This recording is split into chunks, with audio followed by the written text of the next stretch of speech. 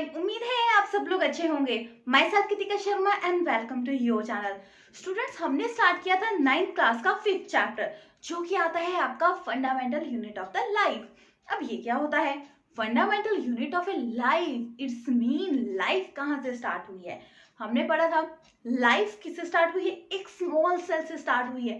देखते हैं ना, कोई छोटा बच्चा होता है, पहले छोटे बच्चे के बाद हम कितने बड़े हो जाते हैं, तो वो किससे है? बेसिक यूनिट क्या है लाइफ का?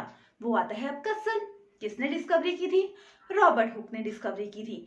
वो सब कुछ हमने डिस्कस किया। उसके बारे में हम पूरी डिटेल में डिस्कस किया कि एक सेल क्या दूसरे सेल से वेरी करता है, किसकी वजह से वेरी करता है। साथ में जो उसमें एक जो हर टाइप के जो ऑर्गेनिज्म है, उसमें क्या एक ही सेल होता है या ज्यादा सेल होते हैं?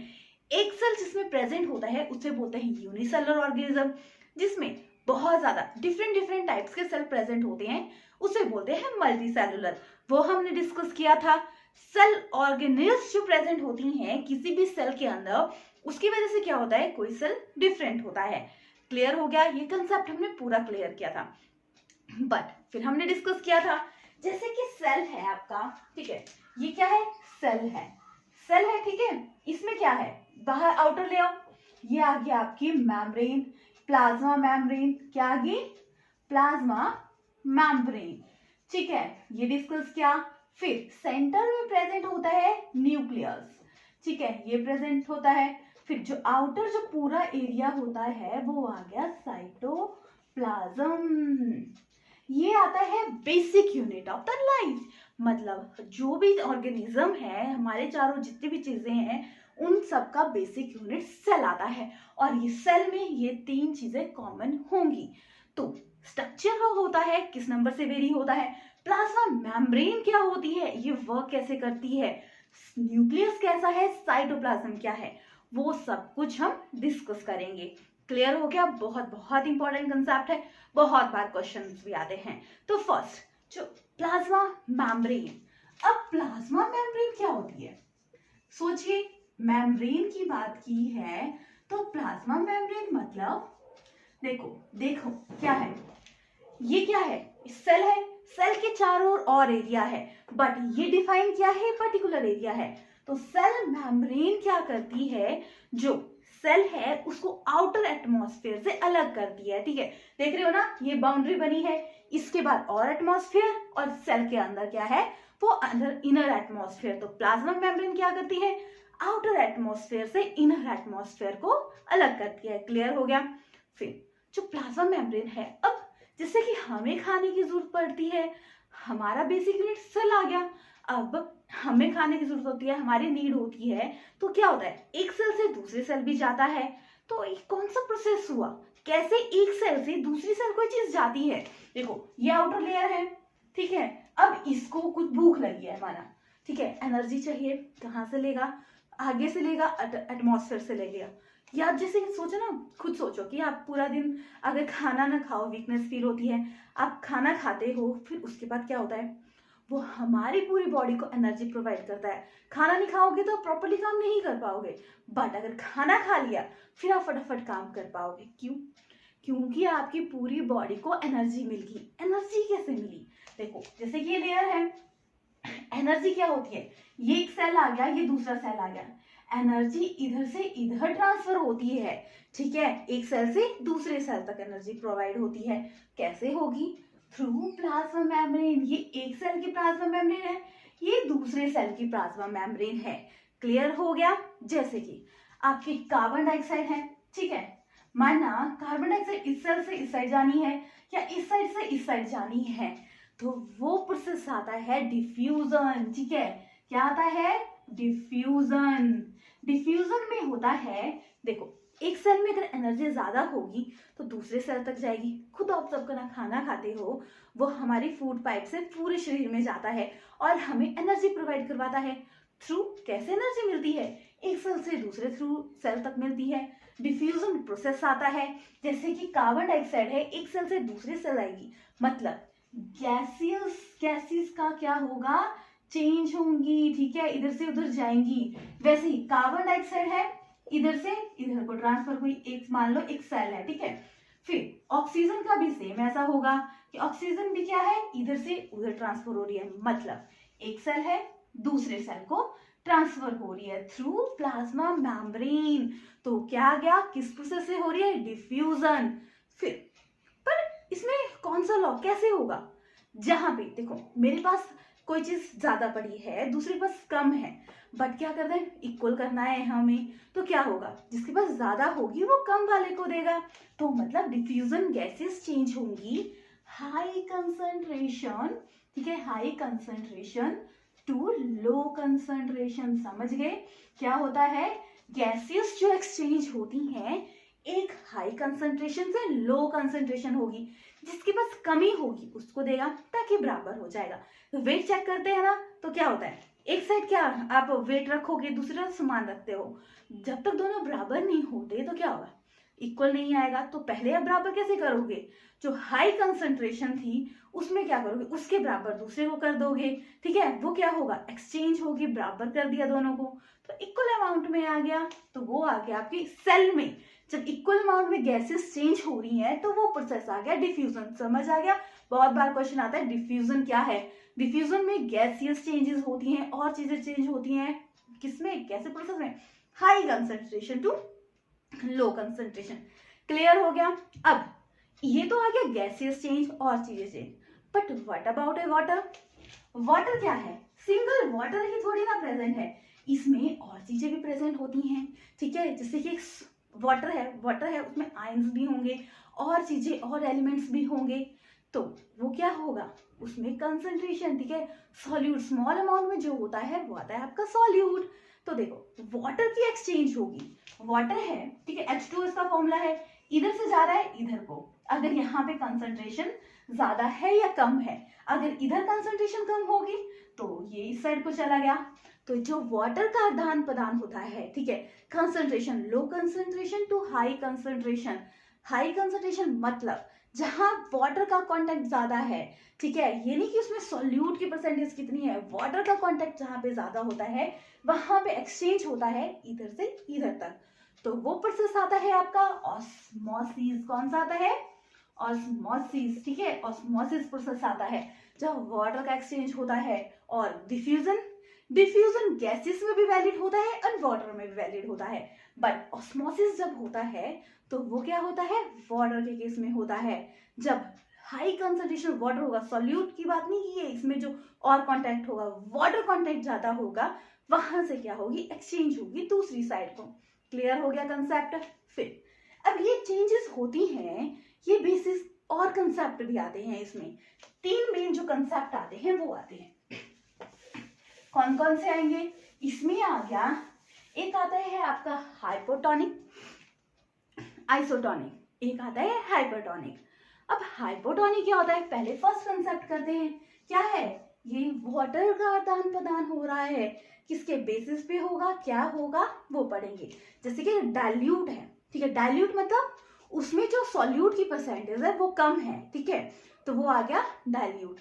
ये एग्जांपल समझाती हूँ, जैसे कि आपका शुगर है, ठीक है, एक बीकर में 1 स्पून शुगर डाल दिया आपने, वाटर के साथ मिक्स कर दी, दूसरे कप में आपने 2, 3, 4 कप आपने जो स्पून के डाल दिया आपने शुगर के, तो डाइल्यूट मतलब कम concentration of the solute, and जो जिसमें ज्यादा कंसंट्रेशन होगी सॉल्यूट की वो क्या होगा, कंसंट्रेटेड सॉल्यूशन। तो वाटर का क्या होगा एक्सचेंज, लो कंसंट्रेशन सॉल्यूट से हाई कंसंट्रेशन सॉल्यूट की तरफ आदान प्रदान होगा। तो देखो उस पर 3 कंसेप्ट आते हैं। First hypotonic, hypotonic solution. अब ये किस टाइप का सॉल्यूशन है, ऑस्मोसिस हो रही है ना, तो अब जैसे कि वाटर एक्सचेंज हो रहा है, हाइपोटोनिक सॉल्यूशन में क्या होता है, देखिए जैसे कि ये लेयर है, इसमें इधर से इधर जाना है, ठीक है, तो ये माना आपका सेल आ गया, ठीक है, ये सेल है, ये आउटर सरफेस है, आउटर सरफेस में जब वाटर की कंसंट्रेशन, वाटर कंटेंट ज्यादा होगा, हाई होगा, ठीक है, तो क्या होगा, इधर सेल में कम है तो बाहर से वाटर कांटेक्ट इस साइड आ जाएगा, तो वो प्रोसेस आता है हाइपोटोनिक। समझ गए, हाइपोटोनिक जब आउटर एटमॉस्फेयर से इनर साइड में कब का वाटर कांटेक्ट आ रहा है, वो आ गया हाइपोटोनिक सॉल्यूशन। क्लियर हो गया। फिर नेक्स्ट जो आता है आपका आइसोटोनिक सॉल्यूशन। ये क्या है? ऑस्मोसिस के प्रोसेस हैं, जो तीन टाइप के जो सॉल्यूशन होते हैं वहां पे प्रेजेंट होते हैं। देखिए आइसोटोनिक सॉल्यूशन ये कब होगा? जब माना ये सेल है, ठीक है, ये आउटर एटमॉस्फेयर में है, जब दोनों में इक्वल अमाउंट होगा वाटर का, इसमें भी इतना है और इसमें भी इतना है, तो कौन सा प्रोसेस होगा? तब आएगा आइसोटोनिक, मतलब इक्वल हो गया, बैलेंस है, कोई जरूरत नहीं है इधर से उधर जाने की। क्लियर हो गया? नेक्स्ट आता है हाइपरटोनिक। कौन सा आया? हाइपरटोनिक। क्लियर हो गया? कौन सा? हाइपरटोनिक। हाइपर मतलब हाई बीपी, मतलब बहुत एंग्री पर्सन हो जाता है। इट्स मीन सेल के अंदर कंसंट्रेशन हाई है और यहाँ पे लो कंसंट्रेशन है, तो इधर से इस साइड जाएगा, मतलब सेल से बाहर की तरफ एक्सचेंज होगा, तो वो आ गया हाइपरटोनिक सॉल्यूशन। ठीक है, मतलब इनर कंसंट्रेशन सेल के अंदर से बाहर को चीज आ रही है, क्योंकि यहाँ पे कंसंट्रेशन वाटर की लो है। बैलेंस जरूरी है, बिना बैलेंस के क्या होगा? वो अस्त व्यस्त रहेगा। बैलेंस रहेगी चीजें तो हर चीज सॉफ्टली प्रॉपरली हो जाएगी। तो वैसे ही कंसंट्रेशन हाई तो क्या होगा? लो की तरफ जाएगा। बट अगर सेल के अंदर कंसंट्रेशन हाई है तो बाहर इक्वल अमाउंट में एक्सचेंज रखेगा ना, बैलेंस जैसा रखेगा, तो क्या हो गया? कंसंट्रेशन जब सेल में अंदर ज्यादा है और वो बाहर को दे रहा है, एक्सचेंज कर रहा है, तो वो आ गया आपका हाइपरटोनिक। क्लियर हो गया? डिफरेंस पूछा जाता है, हाइपरटोनिक, आइसोटोनिक एंड हाइपोटोनिक। समझ आ गया? हाइपो मतलब आउटर एटमॉस्फेयर ज्यादा है, आइसो मतलब बराबर, हाइपर मतलब इनर सेल में ज्यादा परसेंटेज है। क्लियर हो गया? डिफ्यूजन कब होता है? जब वाटर की हो चाहे गैसेस एक्सचेंज हो तो डिफ्यूजन प्रोसेस होता है। जब वाटर की बात की जाए, कंसंट्रेशन की बात की, सॉल्यूट सॉल्वेंट, ये पूरा कंसेप्ट आता है, तो जो एक्सचेंज होगा वो तीन मेथड से होगा, हाइपोटोनिक, आइसोटोनिक एंड हाइपरटोनिक है। जैसे कि आपकी डिफ्यूजन है, डिफ्यूजन में क्या होगी? गैसियस एक्सचेंज का होगा। जब भी गैसेस की बात होगी तो डिफ्यूजन होगा। जब प्लांट में किसी में एब्जॉर्प्शन की बात आएगी, ठीक है, वाटर कांटेक्ट और चीजें, तो क्या होगा? तो आपकी बात की जाएगी ऑस्मोसिस की। क्लियर हो गया? फिर जो ये प्लाज्मा मेम्ब्रेन है ना, इस किससे बनी होती है? ये बनी होती है लिपिड से, ये बनी होती है प्रोटीन से। ठीक है, किससे? लिपिड एंड प्रोटीन से बनी होती हैं। क्लियर हो गया? आप देखिए कुछ क्या होता है कि कुछ सेल्स होते हैं अपने अंदर लेते हैं, जैसे कि कोई एक सेल है ये अपने अंदर लेता है कोई भी चीज, ठीक है, खाने की चीज हो, वाटर कांटेक्ट हो, कुछ भी हो, बस सिर्फ इनटेक कर रहा है, इनटेक करा जा रहा है, तो वो क्या बोलते हैं? उसको बोलेंगे एंडोसाइटोसिस। क्या बोलेंगे? एंडोसाइटोसिस। और अगर जो अंदर क्या है, कंसंट्रेशन ज्यादा है, वो बाहर को दे रहा है, ठीक है, तो वो आ गया क्या है? एक्सहेल कर रहा है, तो वो आ जाएगा एक्सोसाइटोसिस। क्या आ जाएगा? एक्सोसाइटोसिस। समझ आ गया? एंडोसाइटोसिस मतलब अंदर को लेना, ठीक है, एक्सोसाइटोसिस मतलब बाहर को देना। क्लियर हो गया कंसेप्ट? कौन सा हमने किया? प्लाज्मा मेम्ब्रेन का। प्लाज्मा मेम्ब्रेन एनिमल सेल में होती है, बट एक और चीज आती है, एक और मेम्ब्रेन होती है जो एनिमल सेल में नहीं होती, तो कहाँ होती है? एक आती है आपकी जैसे कि सेल वॉल। सेल वॉल जो होती है वो प्रेजेंट होती है ओनली प्लांट सेल में। अब प्लांट सेल में ही क्यों सेल वॉल प्रेजेंट होती है? देखो प्लांट्स क्या होता है, बाहर रहते हैं, ठीक है, वो हर टाइप के एटमॉस्फेयर को क्या करते हैं? झेलते हैं। हम तो क्या है, सर्दियां आएंगी तो क्या करेंगे? कपड़े पहन लेंगे, विंटर्स आएंगी तो हम क्या करेंगे? पतले कपड़े पहन लेंगे, तो हम उस तरीके से एटमॉस्फेयर में रहते हैं। बट प्लांट को क्या है? प्लांट को तो गर्मी में भी वही चीज, सर्दी में भी वही चीज। तो प्लाज्मा मेम्ब्रेन के अलावा एक और मेम्ब्रेन होती है, वो आती है सेल वॉल, जो प्लांट को क्या करती है? रिजिड बनाती है, ताकि वो हर टाइप के एटमॉस्फेयर में रह सके। ठीक है, प्लांट सेल में कौन सी होती है? कई बार 1 मार्क्स का क्वेश्चन आता है कि प्लाज्मा मेम्ब्रेन प्लांट सेल में होती है या नहीं होती। प्लाज्मा मेम्ब्रेन होती है, cell wall external extra covering होती है, प्रोटेक्ट करती है जो प्लांट सेल को। खास बात होती है सेल वॉल में, सेल वॉल जो होती है उसमें क्या होता है? सेल्यूलोज प्रेजेंट होता है। क्या प्रेजेंट होता है? सेल्यूलोज। जो होता है ना, प्लांट्स को हम खा भी सकते हैं, या प्लांट्स होते हैं वो इंसान जानवर खाते हैं, क्योंकि उसमें सेल्यूलोज प्रेजेंट होता है, जो क्या करता है? एनर्जी प्रोवाइड करवाता है। क्लियर हो गया? क्या है? सेल्यूलोज प्रेजेंट होता है सेल वॉल में। क्लियर हो गया? अब एक और, जो आपका सेल वॉल है ना, जैसे कि एटमॉस्फेयर चेंज हो रहा है, कभी कुछ हो रहा है, कभी बारिश हो रही है, कभी धूप निकल रही है, कभी ठंड हो रही है, तो सेल वॉल क्या करती है? उसको प्रोटेक्ट करती है। ठीक है, अब देखो, अगर सेल वॉल नहीं होगी तो देखो, अगर उसमें कमी आ गई, उसके पास कुछ नहीं है, ठीक है, वो सिकुड़ने लग जाएगा, बोल सकते हैं ना, सिकुड़ गया, ठीक है, श्रिंक कर गया, ठीक है, श्रिंक कर जाता है। अब इसकी वजह बहुत हो सकती हैं, जैसे कि उसने अपनी एनर्जी बाहर को दे दी, या बाहर से इनर साइड आ गई। जैसे कि एग्जांपल लेते हैं, एग है, ठीक है, देखो एग है, उसको डिसॉल्व किया आपने एक HCl सॉल्यूशन में, एक डिसॉल्व किया आपने किसमें? सॉल्ट सॉल्यूशन में, ठीक है। HCl सॉल्यूशन में क्या होगा? वो क्या कर जाएगा? वो स्वेल कर जाएगा, बट जब उसको सॉल्ट सॉल्यूशन में डालेंगे, सॉल्ट सॉल्यूशन ब्राइन सॉल्यूशन बोलते हैं, जब उसको ब्राइन सॉल्यूशन में डालेंगे तो क्या होगा? तो वो श्रिंक कर जाएगा। अब ऐसा ही day to day natural life में भी होता है, कई बार क्या हो जाता है? श्रिंक कर जाती हैं चीजें, तो वो प्रोसेस आता है आपका प्लाज्मोलिसिस। ठीक है, क्या आता है? प्लाज्मोलिसिस, जिसमें क्या होगा? श्रिंकिंग हो जाएगी किसी भी आपके प्लांट सेल्स की, तो वो श्रिंकिंग ना हो या वो स्वेल ना कर जाए। देखो होता है ना, अगर हम श्रिंक मतलब हम सोचे हम पतले हो गए बहुत ज्यादा, अगर हम स्वेल मतलब मोटे, ऐसा भी समझ सकते हैं। तो अगर श्रिंक कर गए तो भी एनर्जी की जरूरत है, तो उन सब की प्रॉब्लम को बचाने के लिए सेल वॉल होती है, जो प्रोटेक्ट करती है आपके किसको? प्लांट को। किससे? आउटर एटमॉस्फेयर से। और वो रिजिड होती है, और रिजिड होती है बनी किससे होती है? सेल्यूलोज से। क्लियर हो गया कंसेप्ट? क्या कौन कौन से कंसेप्ट कर लिया? प्लाज्मा मेम्ब्रेन कर ली, आउटर लेयर कर ली। नेक्स्ट, सेंटर में क्या प्रेजेंट है? न्यूक्लियस। न्यूक्लियस के बारे में डिस्कस करते हैं। अब न्यूक्लियस है, ये इसका रोल क्या होता है? प्लाज्मा मेम्ब्रेन के बारे में तो पढ़ लिया कि ये क्या है, बाहर के एटमॉस्फेयर से प्रोटेक्ट कर रहा है, but what about A nucleus? अब कोई है सेल में ये, तो न्यूक्लियस का काम क्या होता है? न्यूक्लियस क्या होता है? सेंटर में प्रेजेंट होता है। कैसे ऑब्जर्व करोगे? जैसे कि अनियन का एग्जांपल लिया था, अनियन को आप क्या करोगे? प्रॉपरली उसकी व्हाइट लेयर निकालोगे। व्हाइट लेयर को आपने क्या किया? किस पे रख दिया? स्लाइड पे रख दिया। स्लाइड में आप सैफरिन सॉल्यूशन डालोगे।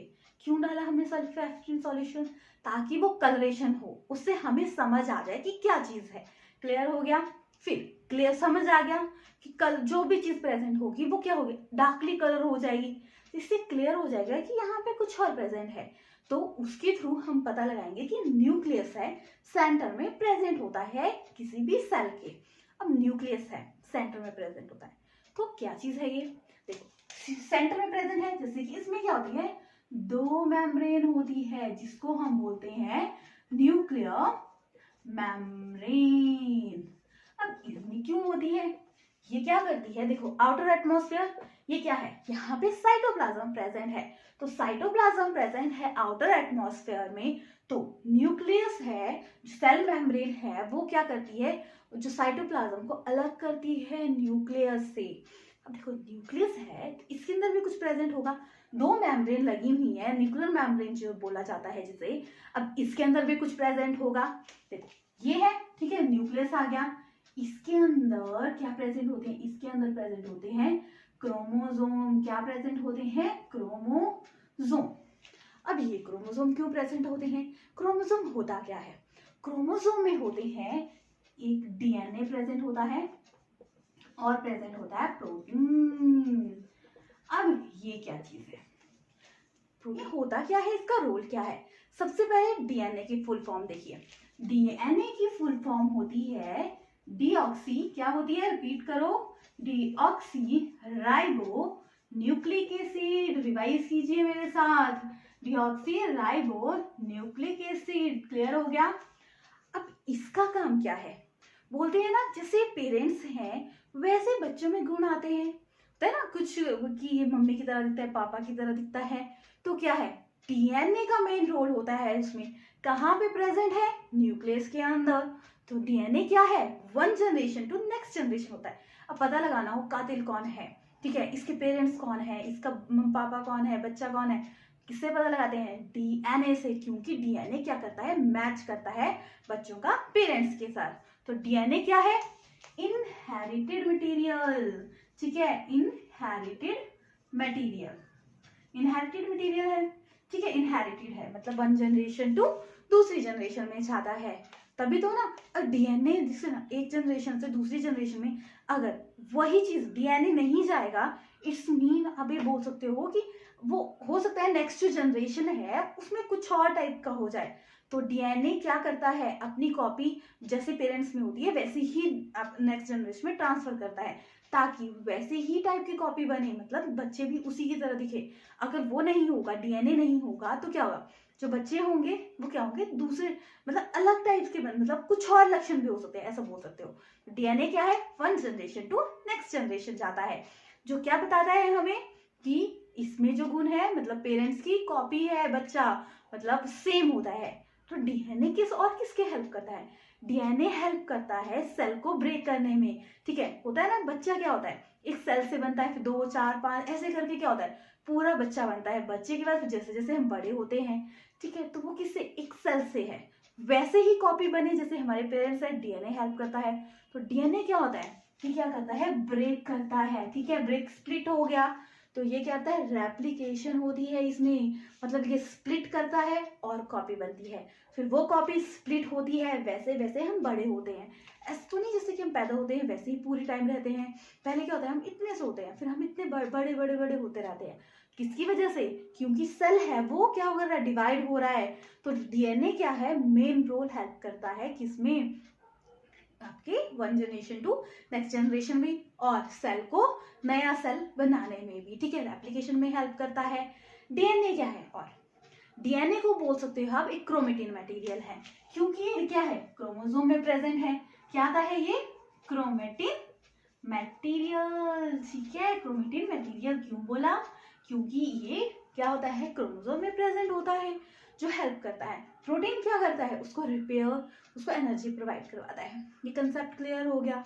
क्या सभी टाइप के सेल में एक टाइप की चीजें होती हैं, क्या सभी में डीएनए है न्यूक्लिक एसिड में प्रेजेंट होता है, नहीं ना। जैसे कि क्या होता है, कुछ में क्या होता है, न्यूक्लियस क्या होगा, वेल डिफाइंड न्यूक्लियर मेम्ब्रेन नहीं होगी, या न्यूक्लियस तो होगा, डीएनए होगा, क्रोमोसोम होगा, बट वो क्या होगी, वेल डिफाइंड बाउंड्री नहीं होगी। तो उसको क्या बोलेंगे, उसको बोलेंगे हम प्रोकैरियोट्स। क्या बोलेंगे, प्रोकैरियोटिक, जिसमें वेल डिफाइंड न्यूक्लियस नहीं प्रेजेंट होगा। उसको क्या बोलेंगे, वेल डिफाइंड न्यूक्लियस नहीं होगा, उसको बोलेंगे न्यूक्लियोइड। क्या बोलेंगे, न्यूक्लियोइड, ठीक है, इसमें well defined nucleoid nucleus present नहीं है। देखो प्रिमिटिव, देखो प्रोकैरियोटिक, प्रिमिटिव मतलब फर्स्ट, क्लियर हो गया कंसेप्ट। अब इसमें डीएनए क्या है, ओपन प्रेजेंट है, न्यूक्लिक एसिड प्रेजेंट नहीं है। फिर क्या, जो सिंगल सेल है किसमें प्रेजेंट है, ये जो सिंगल सेल है यूनिसेलुलर एनिमल्स में कौन से होते हैं, प्रोकैरियोटिक। क्या इसमें क्लोरोफिल प्रेजेंट होता है, क्लोरोफिल का क्या रोल है, क्लोरोफिल क्या करता है, कैप्चर करता है लाइट, और जिससे क्या होता है, फूड बनता है। जो प्रोकैरियोटिक होते हैं इसमें क्या होता है, वो तो प्रेजेंट है, कौन की चीज, क्लोरोफिल प्रेजेंट है, पर क्लोरोफिल जिसमें प्रेजेंट होता है प्लास्टिड होता है, वेल डिफाइंड प्लास्टिड भी प्रेजेंट नहीं है। क्लियर हो गया, वेल डिफाइंड प्लास्टिड नहीं प्रेजेंट होता। फिर वेल डिफाइंड प्लास्टिड नहीं प्रेजेंट होता तो क्या है, ये अपना वर्क अलग तरीके से करता है। क्लियर हो गया। तो कई बार क्वेश्चन आता है प्रोकैरियोटिक और यूकैरियोटिक क्या है। प्रोकैरियोटिक का तो कंसेप्ट समझ आ गया, इसमें क्या है, न्यूक्लियस प्रेजेंट नहीं है, ठीक है, न्यूक्लियस प्रेजेंट नहीं है। बट यूकैरियोटिक, यूकैरियोटिक क्या है, यूकैरियोटिक होते हैं जिसमें वेल डिफाइंड न्यूक्लियस प्रेजेंट होता है, बड़ा ना, जिसमें न्यूक्लियर मेम्ब्रेन प्रेजेंट है, वेल डिफाइंड न्यूक्लियस है, तो वो यूकैरियोटिक होते हैं।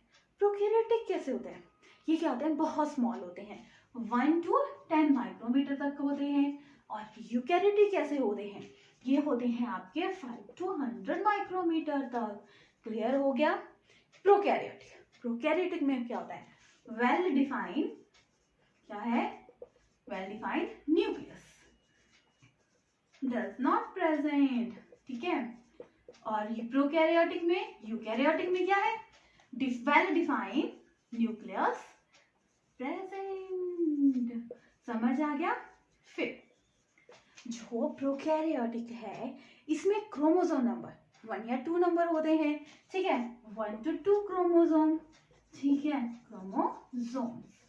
बट आपके यूकैरियोटिक में इसमें मोर देन 1 क्रोमोसोम, क्या होता है, मोर देन 1 क्रोमोसोम। क्लियर हो गया। और क्या डिफरेंस आ सकता है, जो आपकी प्रोकैरियोटिक है इसमें क्या होता है, इसमें जो सेल ऑर्गेनेल्स है, हमने पढ़ा ना साइटोप्लाज्म में क्या होता है, सेल ऑर्गेनेल्स प्रेजेंट होती हैं। तो इसमें प्रोकैरियोटिक में सेल ऑर्गेनेल्स तो प्रेजेंट है पर वेल डिफाइंड सेल ऑर्गेनेल्स नहीं है प्रेजेंट। तो क्या है, well defined cell organelles absent, ठीक है। सेल ऑर्गेनेल्स, सेल ऑर्गेनेल्स क्या है, जो आपकी साइटोप्लाज्म में प्रेजेंट होती हैं, जिसकी वजह से क्या करता है, वन सेल दूसरे सेल से वेरी करता है, ठीक है। समझ आ गया, क्लियर हो गया। अब देखिए ये जो डिफरेंस है ना, ये बहुत बार क्वेश्चन पूछा जाता है, तो आप इसको याद रखिए। 1 ये स्मॉल साइज का है, लार्ज साइज का है। ये क्या है, न्यूक्लियस प्रेजेंट है, वेल डिफाइंड नहीं है, इसमें वेल डिफाइंड प्रेजेंट है। इसमें क्रोमोसोम नंबर कम है, इसमें ज्यादा है। इसमें क्या है, well defined cell organelles absent है, सॉरी एब्सेंट है, और उसमें क्या है, वेल डिफाइंड जो आपकी सेल ऑर्गेनेल्स है प्रेजेंट है। क्लियर हो गया, डिफरेंस समझ आ गया। अब देखिए प्लाज्मा मेम्ब्रेन कर लिया, न्यूक्लियस कर लिया। अब साइटोप्लाज्म क्या है, साइटोप्लाज्म आ गया जो न्यूक्लियस और जो आपके सेल मेम्ब्रेन है उसके जो बीच में स्पेस आ गया, वो आता है आपका सेल साइटोप्लाज्म, ठीक है। उसमें क्या होती है, well defined cell organelles present होती हैं, जिसकी वजह से क्या होता है, एक सेल दूसरे सेल से वेरी करता है। क्लियर हो गया। सेल ऑर्गेनेल्स क्या है वो भी हम डिस्कस करेंगे। तो देखिए ये सेल ऑर्गेनेल्स पता है। फिर वायरस क्या है, वायरस में क्या होता है, वेल डिफाइंड कुछ प्रेजेंट नहीं है, वो क्या करता है, उसकी कॉपीज नहीं होती, वो क्या करता है, अपने फूड के लिए किसी और की होस्ट में जाता है, किसी और से फूड ग्रेन लेता है और फिर मल्टीपल होता रहता है, होता है वायरस बहुत डेंजरस होता है। तो वायरस का प्रॉपर स्ट्रक्चर नहीं पता, तो क्या है, वायरस क्या है, कॉम्प्लिकेटेड है। तो ये ना प्रोकैरियोटिक में आता है ना यूकैरियोटिक में आता है, क्योंकि वायरस से थोड़ा अलग ही क्लास आ जाती है। क्लियर हो गया। साइटोप्लाज्म, सेल ऑर्गेनेल्स क्या होती हैं, सेल ऑर्गेनेल्स कौन कौन सी होती हैं, अलग अलग सेल ऑर्गेनेल्स का क्या क्या फंक्शन है, वो हम नेक्स्ट क्लास में डिस्कस करेंगे। अगर इस क्लास से रिलेटेड कोई डाउट है तो कमेंट बॉक्स में मैसेज करके आप मुझे बता सकते हो, मैं आपके डाउट्स क्लियर करूंगी। सो मिलते हैं नेक्स्ट क्लास में, तब तक please like share and subscribe my channel. Thank you everyone.